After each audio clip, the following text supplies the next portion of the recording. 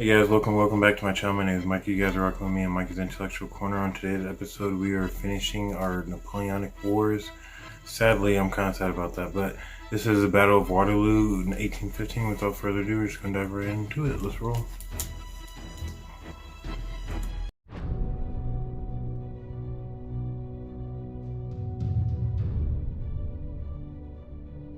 April 1814. For 10 years, one man has dominated Europe: Napoleon Bonaparte, Emperor of the French. Under his military genius, France conquered an empire that spanned the continent. But finally, he has been defeated by a grand coalition of his enemies. Napoleon is forced to abdicate and exiled to the tiny island of Elba, while the Bourbon monarchy is restored to France in the corpulent form of Louis XVIII. But rumors soon reach Napoleon that France would welcome his return. The French people have little love for the monarchy or its hangers-on, the very people whose excesses led to the French Revolution 25 years before.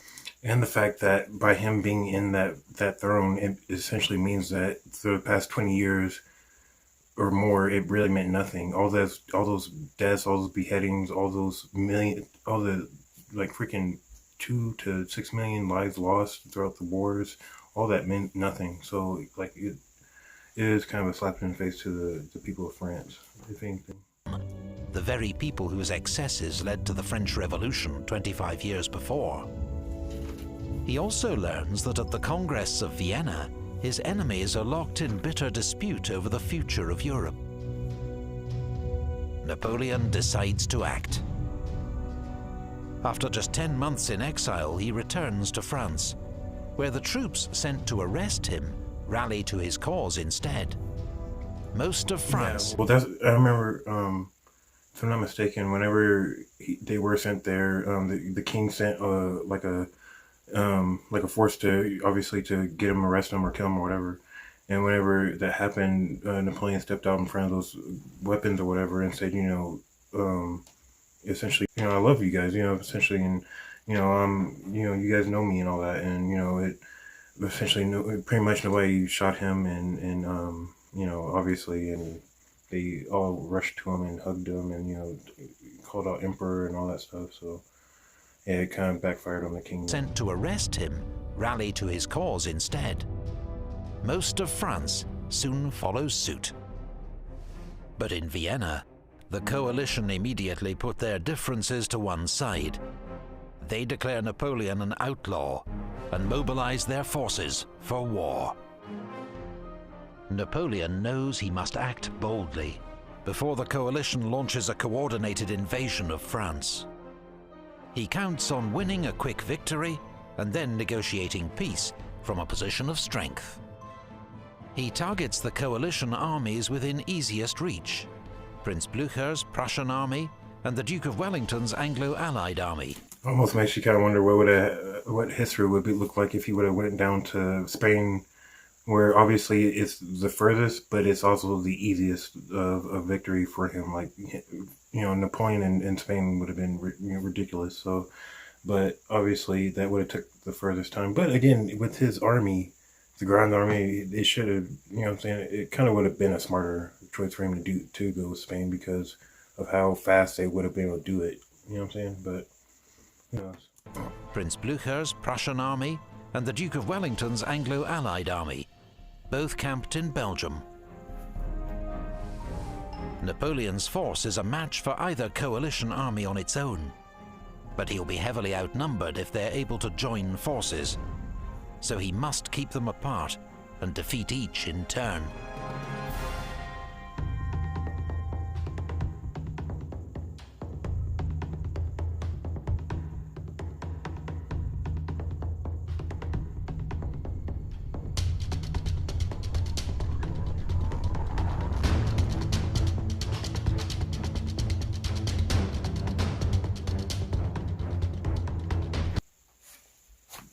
Not gonna lie, this video feels like it's a little, like it's set up a little bit, like almost too fast.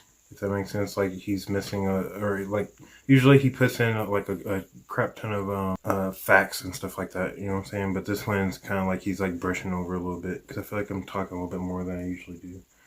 But it's still a good video though. I'm just saying, just something I noticed. That's all.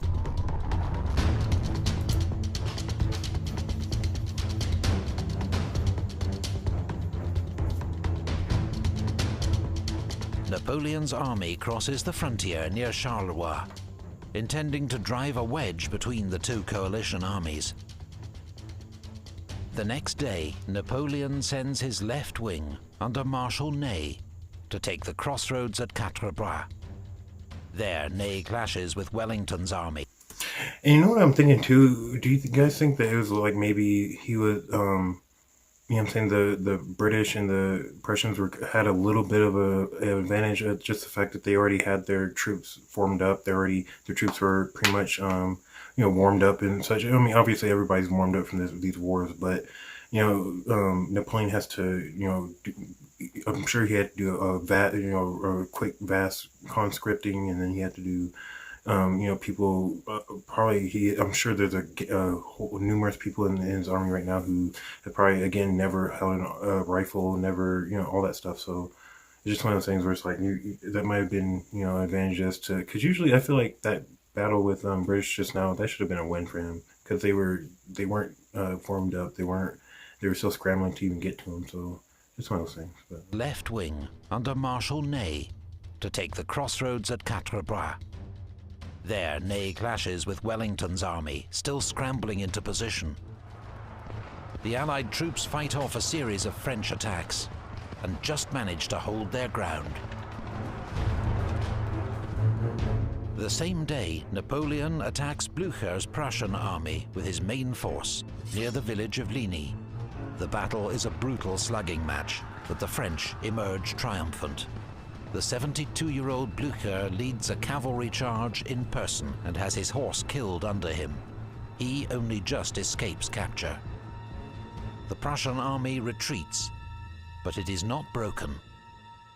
Napoleon sends his right wing under Marshal Grouchy to keep them on the run, and turns his own attention to Wellington's army.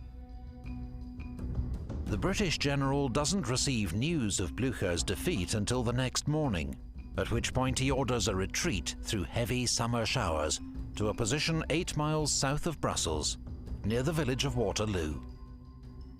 There he receives a promise from Blücher that the Prussians will march to his aid the next morning. So Wellington decides to stand and fight.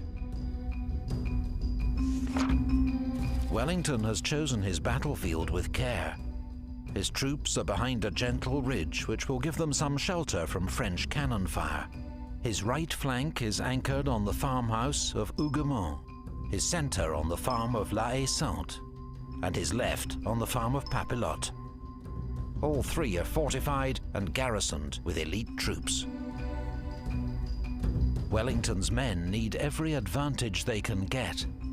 The opposing armies are roughly equal in size, but his is a ragtag mix of British, Dutch, and German troops, many of whom have never seen combat before. They will have to hold off Napoleon's army of veterans until Prussian reinforcements arrive, or the battle, and probably the war, will be lost.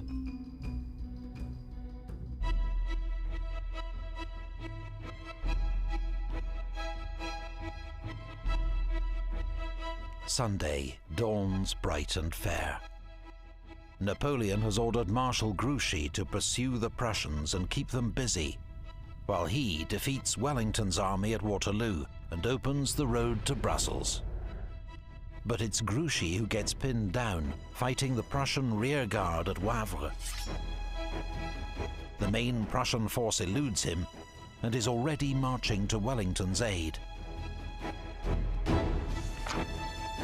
I almost wonder on the was that the Hougoumont farm? I'm sure I'm messing that pronunciation all the way up, but I wonder if that farm, along with the other farms on the right side, would be super easy to take, with the counter or a flanking motion.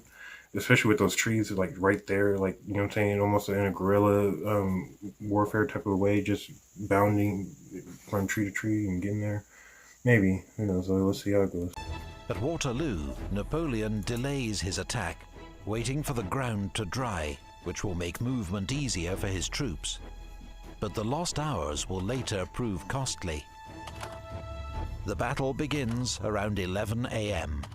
when Napoleon orders a feint against Wellington's right flank at Hougoumont. He hopes Wellington will commit his reserves here, drawing them away from the centre, where the main blow will fall. But Hougomont's British and German defenders cling on desperately throughout the day. At one point, the French force their way through the main gate, but it's shut behind them, and the intruders are all killed. Wellington later calls it the decisive moment of the battle. Around noon, 80 French cannon open fire against the main Allied line.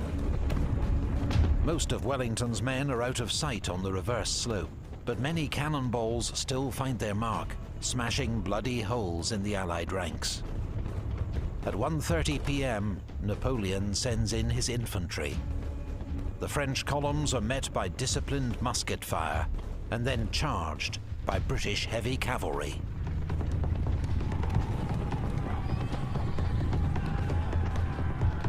The French Yeah, it's like seeing somebody play, two opposing people play, a game of chess almost, you know what I'm saying? Like, what, obviously this isn't going to work here, but I know that this can work here, you know what I'm saying? It's kind of cool to see, but... Attack disintegrates as Napoleon's men try to save themselves from the crushing hooves and flashing sabres. Scores of Frenchmen are ridden down, and 2 of their famous Eagle standards are captured. But the British cavalry, exhilarated by success, charge too far. They become scattered, their horses blown.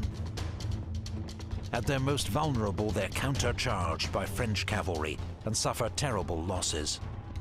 Among the dead, Major General Sir William Ponsonby, commander of the Union Brigade. Around 4 p.m, Marshal Ney thinks he sees the Allies begin to retreat and leads a mass cavalry charge to drive home the advantage. But Ney is wrong. The Allied infantry are ready, formed in hollow squares with bayonets fixed. The French cavalry can't break into these impregnable formations. They can only circle impotently until they retreat or are shot from the saddle. Ney's failure to support this attack with either infantry or artillery is a serious blunder. Meanwhile, Blücher's Prussians have begun to arrive. They capture the village of Plancenoit, threatening Napoleon's flank and forcing him to send reserves to recapture it. Around 6 p.m, French infantry finally capture the farmhouse of La Haye-Sainte in the center of the battlefield. It allows the French to bring forward artillery and blast the Allied squares from close range. They can't miss the closely packed formations, and casualties quickly mount.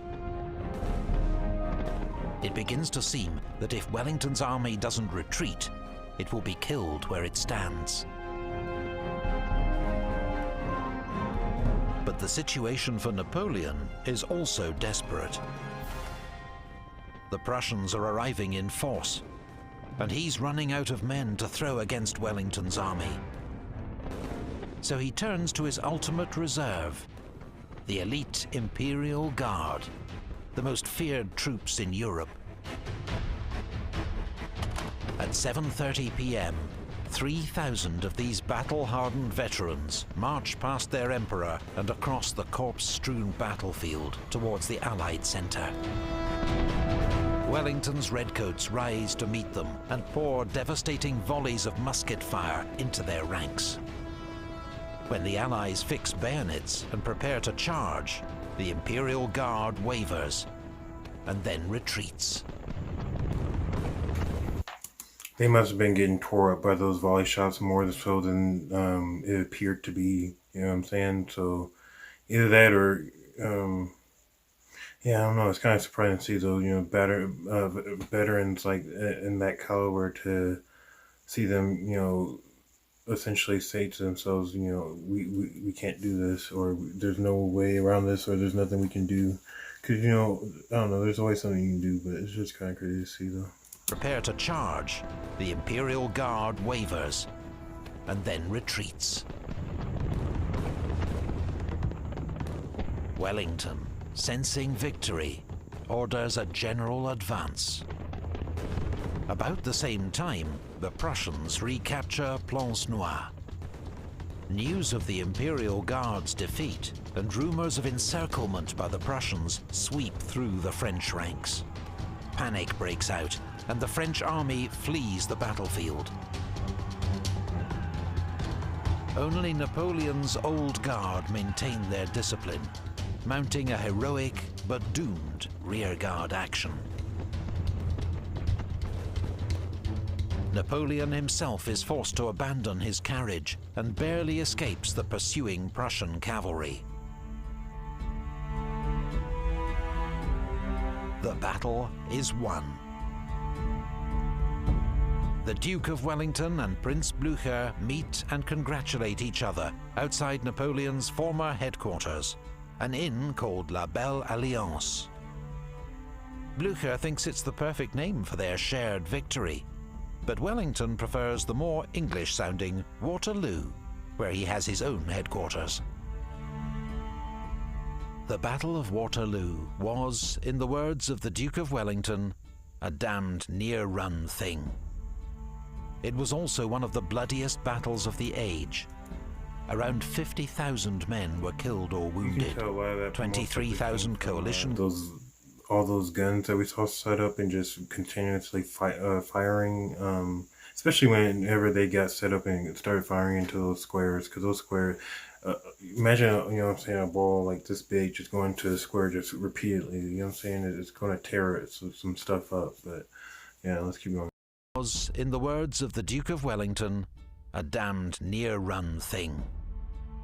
It was also one of the bloodiest battles of the age. Around 50,000 men were killed or wounded, 23,000 coalition casualties, 27,000 French. Due to an appalling shortage of medical care, many of the wounded were left lying on the battlefield for several days. Napoleon was utterly defeated. Unable to raise another army, he surrendered to the British. They transported him to a second exile on the tiny, remote Atlantic island of St. Helena. This time there was no escape. He died there 6 years later. Pretty sure he died of like pancreatic cancer, or something like that, if I'm not mistaken, at the age of like 50 or 52. I'm not gonna lie, I love epic history videos and stuff like that. This one just feels like they brushed over so much, and I don't know why. It's just like, it's not like, I feel like they could have added at least like another 5 to 7 minutes of them actually going into more, not so much the battle, but the stuff surrounding the battle, like his time in a little bit of his time in Saint Helena.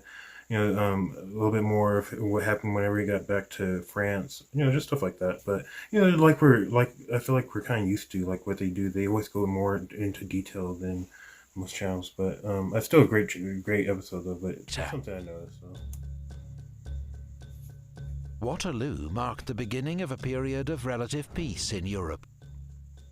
There were no wars between the great powers for 40 years, and the British would not fight on the continent for another 100 years, until the summer of 1914. 40 years after the battle, a pioneer in the new art of photography captured these remarkable images. They're veterans of Napoleon's armies, by then all old men in their 70s and 80s. Among them, Sergeant Tania of the Imperial Guard, Moray of the 2nd Regiment of Hussars, and Verline of the 2nd Guard Lancers. These faces are a tantalizing link to the dramatic events that shaped the course of history 2 centuries ago. Yeah, and I did a little video on this too, but I did the colorized versions of the pictures, and if I'm not mistaken, if I'm not mistaken though, they go to Paris they used to, obviously they went to Paris every single year, or every so often, as an anniversary to celebrate Napoleon and all that stuff. You know what I'm saying? And they would obviously get their uniforms tailored and pose for this. That's a very or one of them they pose for it. But it's pretty cool to see though. Centuries ago. All right, guys. But yeah, if you, I'll leave a link though to that to the one that I did, because I show every single one of the pictures, and I show who they, or I tell you who it is and which regiment they were in, and obviously, like I said, they was in colorized pictures, so it's pretty cool to see. But again, thank you guys again for joining me on this episode of Mike's Intellectual Corner, and thank you again for joining me on this amazing series, which I feel like we've been on this series the entire time I've been up at the channel. So it's been pretty cool to see the ups and downs of Napoleon and stuff like that. But I will be continuing and going into the marshals next. Without further ado though, if you guys like the video, don't forget to like, comment, subscribe. I'll see you guys when I see you. I'm out.